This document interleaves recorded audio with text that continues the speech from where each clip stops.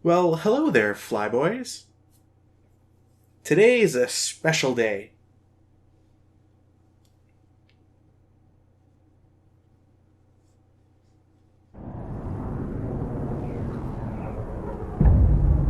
Oh, yeah. Finally, I have a break in some other LPs I've been doing and can start up some Project Wingman.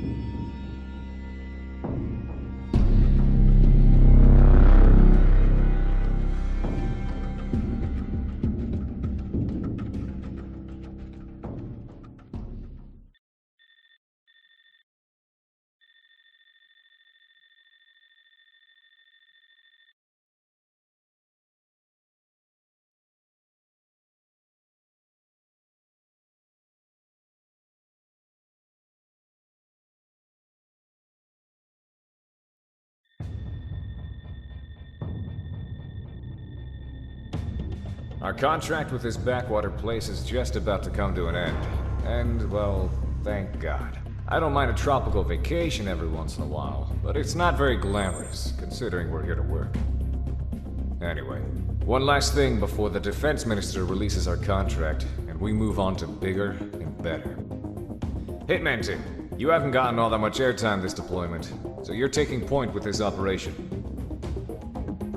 We have confirmed the location of the Burlock Privateer headquarters off the coast on the southwestern edge of the Jesta Island chain. They're a mercenary group like us who unfortunately have turned to outright piracy. According to surveillance data, we have determined that they are the culprit of the recent high-profile hijacking of the Federation-registered cargo ship May Lynx. The May Lynx is supposedly carrying volatile cargo belonging to the Federation's Department of Global Energy and Sustainability Office. Nothing specific from the Federation contact about the cargo. However, our orders are to retrieve it if possible, or to neutralize it if we can't. Attempts to negotiate for it have turned up with nothing, so we're going in. Hitman team, you are to approach the island from the south along with support and establish control over the area. Your objective is to eliminate any surrounding anti-air and resistance on the island. After that, secure an LZ for our operator group Ronin to ascertain the cargo. Once Ronin lands, maintain air superiority until the next stage of the operation is determined. Be aware that the Burlocks have other Merc pilots on tap, so enemy reinforcements could be a factor. Normally, we'd stay out of contact with any Federation-adjacent taskings. But this is the last thing we need to do for our current contract, so I'll let it slide.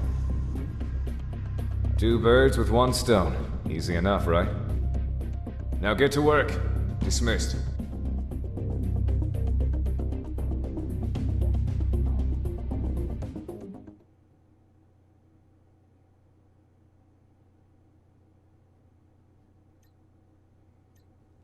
So we have a lot to get through, and hopefully I'll try to keep this in this video specifically, so that in future videos with either co-commentators or myself, it'll be more related to story and less about the gameplay specifically, and gameplay options and so on. So first and foremost, I will be picking the TF4 in this rather than the T21. Different footage, but ultimately the point for this is because there is a character in this game that does not speak unless you pick a two-seater aircraft, and because she's important to the story, it's better to have her around than not.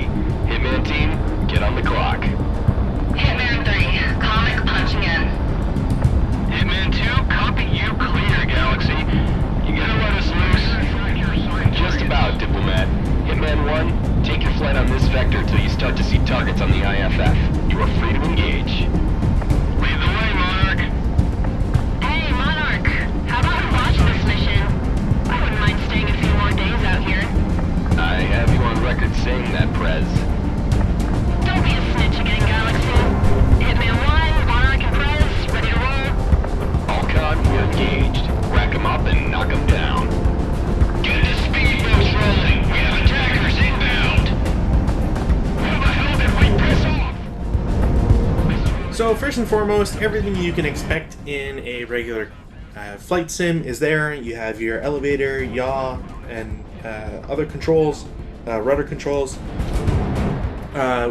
This game is very similar to Ace Combat, so people who have played any of those games will be able to kind of just fit in immediately. One thing that Project Wingman does improve on in terms of the formula is that it allows you to have 4 different weapons, not including your gun, so 5. 3 of those being special weapons, and the 4th one being your regular missiles. Target down. This is actually a lot cooler because, well, multi-role aircraft can actually perform their multi-roles. As mentioned earlier, Prez, our weapons and systems officer, is the character that otherwise would not show up or deliver commentary if she didn't have a space in the airplane.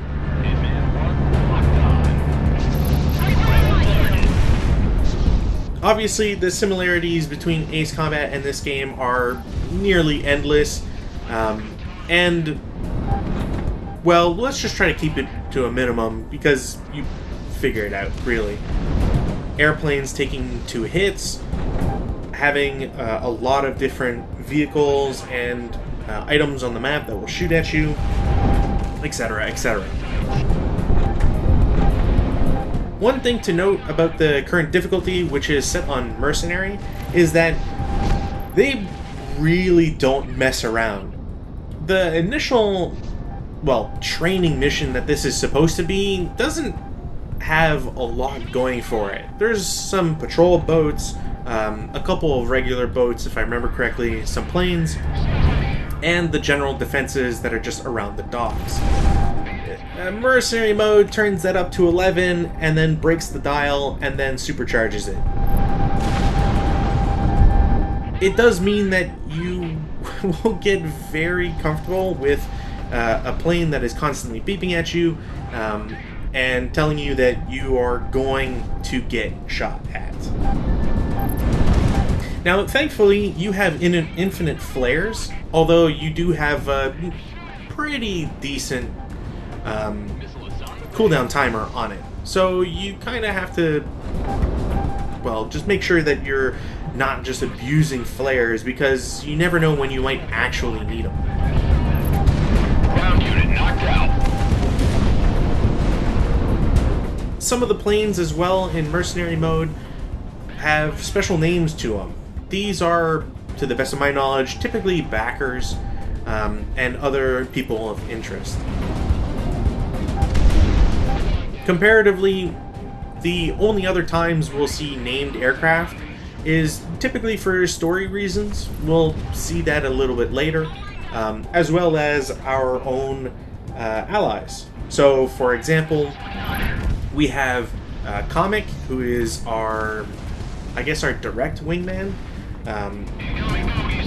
who, as always, well, as expected, plays a part in the story, while also having Diplomat.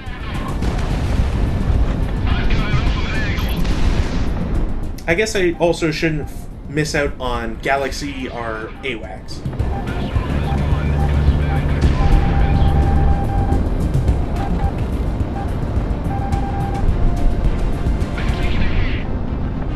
In addition to a small vote as to whether or not I should play in Mercenary mode or not, this should give you a pretty good idea as to how dense maps are, and if it's really worth it to have missions or videos this long for this purpose. I would also like if people could let me know if they would prefer seeing these videos mostly, if not entirely, in first person or with a third person view. I personally think that first person is cooler, it looks better. You know, you have the cramped nature of the cockpit, and just you get that sensation of flight a lot better. Whereas with third person, you do get to see a little bit more of the action, and it's decidedly still tense seeing all the smoke trails and everything that you're flying around.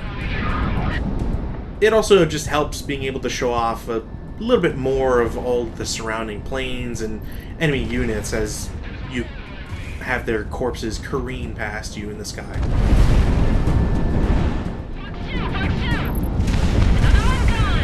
A couple of things I also want to mention is that this game is made by Sector D2. We saw their little logo at the start there. This project was essentially like a one-man job to the best of my understanding, although other people did help. And for how few people are on the credits list, this is a very good, very amazing production, to be sure.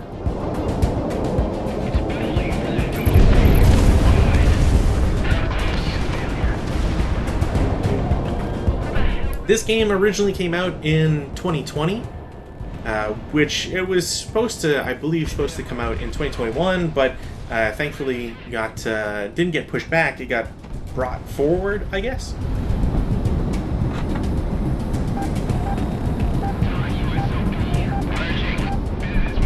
Here we see an aircraft that has a special name to it, and I believe it's a backer. Sadly, I didn't take it out in my initial volley, and I believe somebody else will get the kill. Much like with Ace Combat, your friends actually can shoot people down, so it's not like they're completely useless or just bullet sponges. They will actually be able to accomplish certain things, and even later, at the end of this video, we'll see why exactly that's not necessarily a bad thing.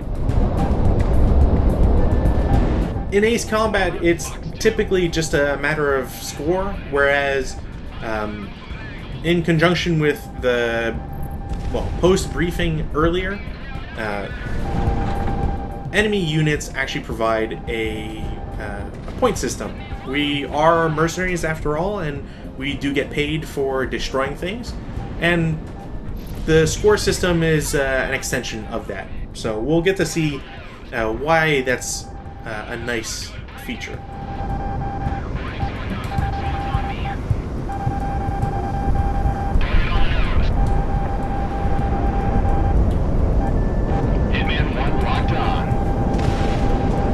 At this point, I figured it was probably better just to get a good comparison between first person and third person.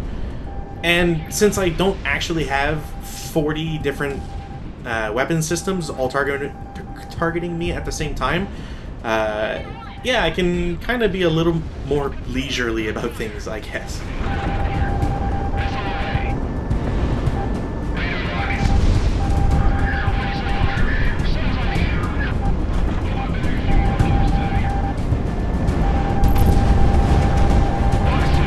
For all the things that are happening on screen, it's also really nice that you can look in the bottom right and see everything you really need to know.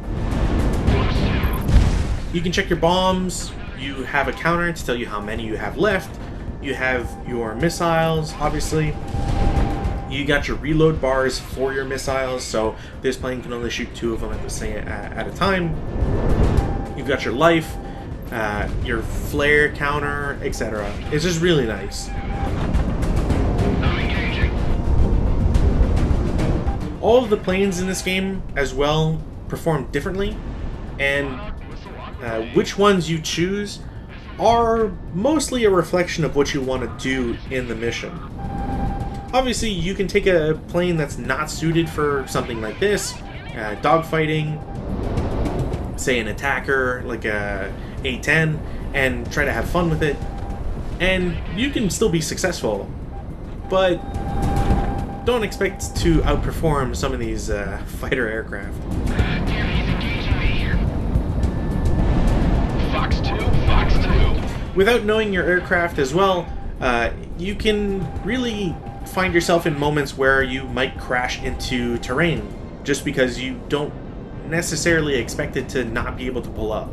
So having a nice open map like this, at least to start with, is pretty nice. It gives you a lot of leeway to make errors, even if a lot of the combat still happens lower to the sea level.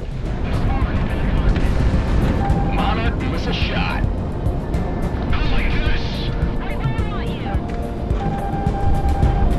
this. Despite there being far fewer enemies now, the game never really has a gimme for you. At least, I don't feel like that's the case in Mercenary mode.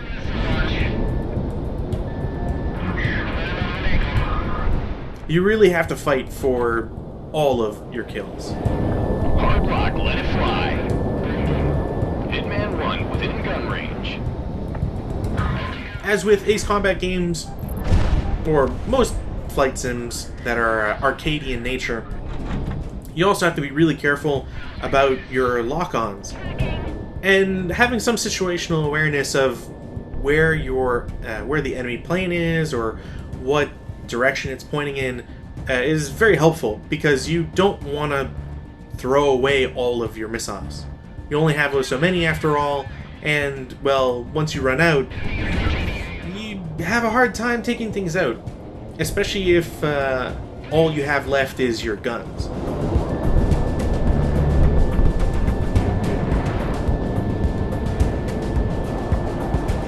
Speaking of the different weapon systems in this game, I'm not going to let that be up to thread choice, just because there's so many options and so many different planes to choose from that, frankly, just be creative with it.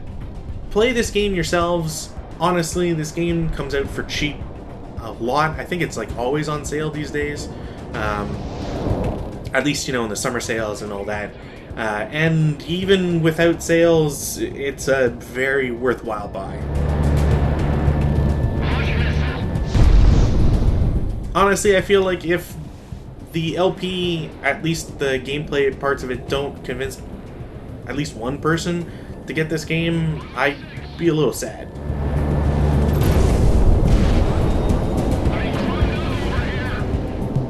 Hitman team, stand by until Ronan gives the all clear. This wasn't much of a fight, Galaxy. I think we're fine by my mark. Monarch, Ronan Galaxy, we've got eyes on target.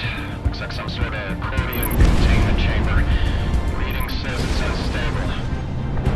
That bodes well.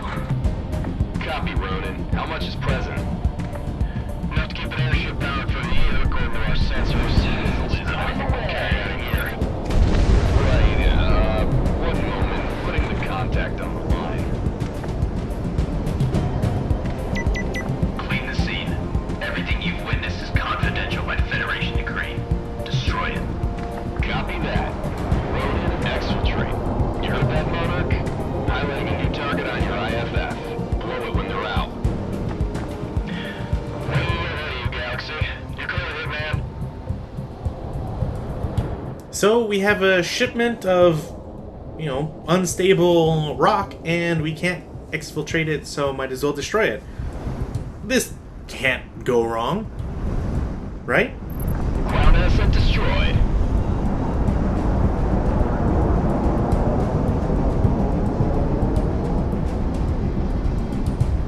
Oh shit! What the hell? I felt that in my teeth. Oh, damn, Monarch. Objectives complete, Hitman. RTB at your leisure. Think the water's still alright? We've still got sunshine by the time we RTB. Just drop out and become a surfer or something, you bum. Oh yeah, me, you, and Flight Lead here just running a little beach ball in a gentrified resort built from our blood money. Sound good, Monarch? Hold that thought. We've got inbound from due north. Same bearing as before. Fighters approaching the flight to your direct south. Flash ident or we will flag you as hostiles. Easy, easy. Flashing IFF. We're just the help, and by the looks of it, went to the Burlock posing. You hired by those mercs in the fort, bud? The past tense now, I guess. We've got no beef with you. It's all business, I'm sure you guys understand. Put me on, Galaxy. This is Assassin 1. Call sign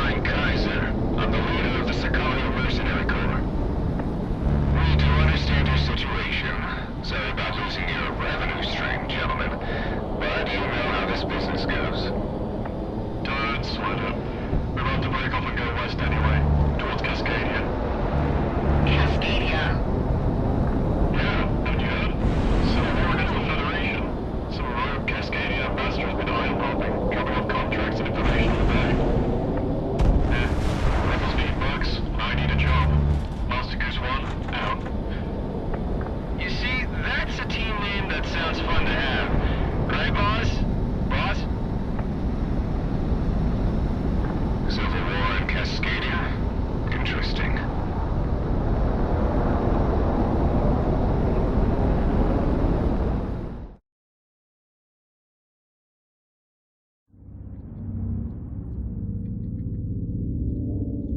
The money came through from this contract, and our opportunities in this region have just about dried up. If no one objects, and your contract with Sicario is still in effect, pack your bags. I looked a little into the Cascadian situation, and I believe we'll make a little something of ourselves there.